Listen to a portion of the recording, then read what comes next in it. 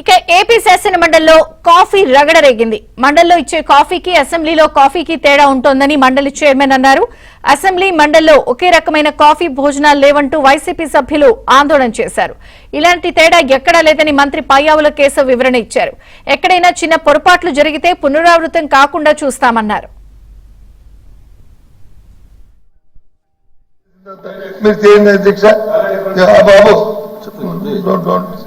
మాట్లాడుతుంటే చూడండి అధ్యక్ష, ఒకసారి మరి ఒకసారి వెళ్ళి మీ ఎమ్మెల్సీ రండి. ఎమ్మెల్సీ ఒక్క వైసీపీ ఎమ్మెల్సీ కాదు, వైసీపీ ఎమ్మెల్సీతో పాటు కూటమి ఎమ్మెల్సీలు కూడా ఉన్నారు, అందరూ ఉన్నారు.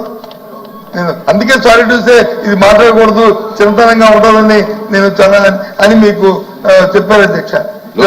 మనం మాట్లాడుకుంటే సభలో మాట్లాడుకుంటే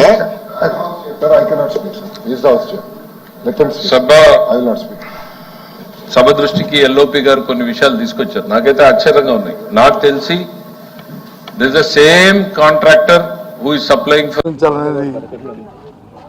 మా డిమాండ్.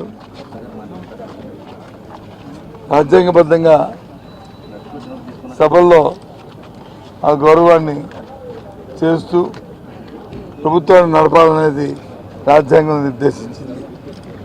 దురదృష్టవశాత్తు ఈ కూటమి ప్రభుత్వం ఆంధ్ర రాష్ట్రంలో దాన్ని తొంగలోకి తొక్కి చట్టాన్ని చేతిలో తీసుకుంటూ ఏవైతే రాజ్యాంగాన్ని పరిరక్షించే చట్టసభలు ఉన్నాయో,